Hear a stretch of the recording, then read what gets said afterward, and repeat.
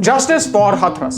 हथरस की वो लड़की एक विक्टिम बन गई, सिर्फ रेप की विक्टिम नहीं, हमारे सिस्टम की विक्टिम, एक ऐसे समाज की विक्टिम जहां पर 21st सेंचुरी में भी कास्टिज्म नॉर्मल है, जहां फैमिली के बगैर ही रात को फ्यूनरल हो जाता है, जहां जस्टिस की रात देखते देखते पूरी जिंदगी निकल जाती है। लेकिन क्या फर्क पड़ता है, क्योंकि अल्टीमेटली हम एक सेम साइकिल में अटक गए। पहले कुछ भयानक होता है, फिर हम रास्ते पर उतरते हैं, सरकार को ब्लेम करते हैं और फिर शुरू होता है एक लंबा इंतजार। हम इस साइकिल को ब्रेक करना चाहते हैं, एक स्टेप आगे जाना चाहते हैं, देखना चाहते हैं कि हमारे क्रिमिनल जस्टिस सिस्टम में क्या फ्लॉज है और उन्हें कैसे रिपेयर कर सकते हैं। रेप हुआ था या नहीं, फैक्ट्स क्या हैं, असली क्रिमिनल कौन है, ये फैक्ट्स तभी सामने आएंगे जब हमारा सिस्टम स्ट्रांग होगा। In the next few minutes हम 3 ऐसे फैक्टर्स के बारे में बात करने वाले हैं जिनकी वजह से हथरस जैसे कई इंसिडेंसेस को जस्टिस मिलने में हेल्प होगी। ये कुछ एक्चुअल सॉल्यूशंस हैं, इमोशनल नहीं, रैशनल चीजें हैं जो हमसे कई ज्यादा स्मार्ट लोगों ने सजेस्ट की। अगर आपको लगता है कि हमारा डिस्कशन वैलिड है तो प्लीज इस वीडियो को शेयर कीजिए। नंबर 1, पुलिस की आजादी। भारत में 1 लाख लोगों के लिए सिर्फ 137 पुलिस है,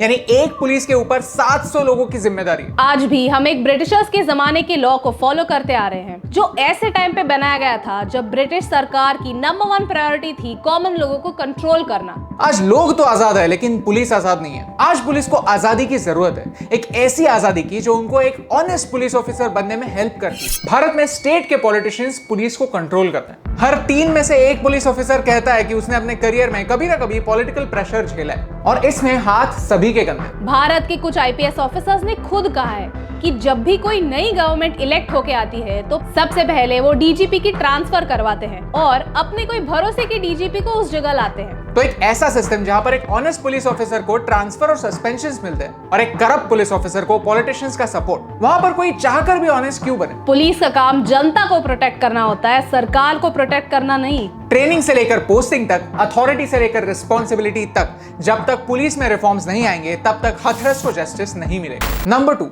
प्रूफ की नहीं, सच की तलाश होनी चाहिए। एक जज का काम एक रेफरी जैसा होता है और प्रोसिक्यूशन और डिफेंस अपने फैक्ट्स, पॉइंट्स और प्रूफ्स उनके सामने रखते हैं टिल द पॉइंट एक जज के पास सफिशिएंट प्रूफ है कि वो क्राइम जो है वो अक्यूज नहीं किया है या फिर उसने बिल्कुल ही नहीं किया। यानी जज एक इम्पार्शियल रेफरी है, एक अंपायर जैसा है जो कोई साइड नहीं लेता। बेसिकली एडवर्सरियल जस्टिस सिस्टम ऐसे काम करता है। यहाँ पर जज के इम्पार्शियलिटी पर फोकस होता है जो एक तरीके से सही है, लेकिन फैक्ट यह है कि सफिशिएंट एविडेंसेस ना होने की वजह से केसेस लंबे चलते। तो जस्टिस इंस्टेंटली मिले या ना मिले, एक रेप विक्टिम जैसे जीने की सजा इंस्टेंटली मिलती है।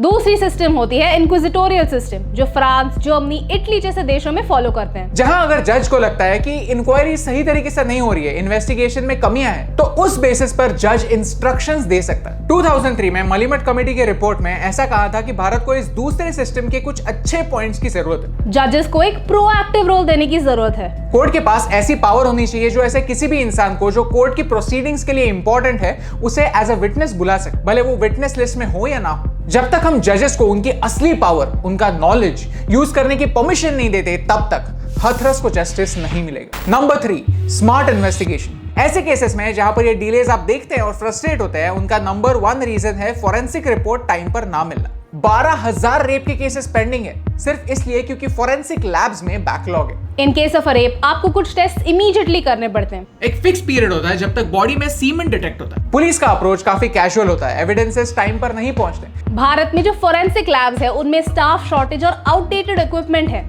इससे केसेस का बैकलॉग बढ़ जाता है। उत्तर प्रदेश का एग्जांपल लेते हैं। फोरेंसिक लैब्स में 1100 में से 830 यानी 75% पोस्ट खाली है। जब केसेस कॉम्प्लिकेट हो जाते हैं तो विटनेस झूठ बोल सकते हैं लेकिन मेडिकल एविडेंस सच बताता है। और जब तक हम ये नहीं समझेंगे तब तक हथरस और ऐसे लाखों केसेस को जस्टिस नहीं मिलेगी। सी, हमारे लैब्स कमजोर हैं, लेकिन फिर भी इस ब्रोकन सिस्टम के साथ कभी-कभी कुछ लोग कमाल कर देते हैं। उत्तराखंड पुलिस ने डीएनए टेस्ट की हेल्प से एक रेपिस्ट को अरेस्ट किया। अच्छे फोरेंसिक्स की वजह से एक 9 साल पहले हुए मर्डर की मिस्ट्री सॉल्व हुई जब एक सिगरेट बट की जांच करने पर डीएनए मैच हुआ। तो ऐसा नहीं है कि सारे लोग बुरे हैं, प्रॉब्लम यह है कि उनके हाथ बंधे हुए हैं। मलिमट कमेटी ने 2003 में 300 पेज का रिपोर्ट और उसके साथ 150 से ज्यादा रिफॉर्म्स सजेस्ट किए थे। जस्ट काउंट कीजिए, उसके बाद कितनी गवर्नमेंट्स आई और गई, क्या किसी ने भी उस पर एक्शन लिया? नहीं। वैसे ही 2006 में सुप्रीम कोर्ट ने पुलिस रिफॉर्म्स के लिए 7 डायरेक्टिव्स दिए थे, जिनकी इंप्लीमेंटेशन स्टेट गवर्नमेंट्स को करना मैंडेटरी था, लेकिन रिजल्ट किसी ने भी नहीं दी। देश में पार्टीज कितनी भी हो, इस मामले में सबकी यूनिटी है। हथरस की उस लड़की को जस्टिस तभी मिलेगा जब जिन्होंने ये कांड किया है उन्हें सजा मिलेगी और ऐसे इंसिडेंसेस वापस ना हो, इसके लिए हम कुछ स्टेप्स लेंगे। आउटरीच के साथ साथ हमें रिफॉर्म्स के बारे में बात करने की भी जरूरत है। Everything has been said already, but as no one listens, we must always begin again. Malimath committee की रिपोर्ट इस लाइन से शुरू होती है, एंड यू नो व्हाट, 17 साल बाद भी ये लाइन वैलिड है। और ये लाइन तब तक इनवैलिड नहीं होगी जब तक हम कुछ वैलिड क्वेश्चंस पूछना शुरू नहीं करते। जब गवर्नमेंट को पता चलेगा कि आपको और मुझे जो उनके लिए वोट करते हैं उन्हें ये सारी चीजें पता है और उन्हें इनसे फर्क पड़ता है, एक्शन तभी ली जाएगी। ये सवाल ऐसे लोगों तक पहुंचाने में मेरी हेल्प कीजिए जिनमें एक्शन लेने का दम हो। Tag your favourite leaders, influencers और आपके दोस्तों के साथ इस वीडियो को शेयर कीजिए। फर्क नहीं पड़ता कि आपका धर्म क्या है, फर्क नहीं पड़ता कि आपकी जात क्या है, फर्क नहीं पड़ता कि आप लेफ्ट विंग हैं या राइट, लेकिन अगर हम साथ मिलकर कुछ कंस्ट्रक्टिव चीजों पर डिस्कशन शुरू कर सके, फॉर अ चेंज पॉलिटिक्स को साइड में रखकर पॉलिसीज पर बात कर सके, तो शायद हम एक कदम जस्टिस की ओर बढ़ा सकते। क्योंकि एक के करने से क्या फर्क पड़ता, लेकिन एक एक के करने से बहुत फर्क पड़ता है। और इन दोनों लाइंस में सिर्फ एक का फर्क है, and that's the reason why फर्क पड़ता है।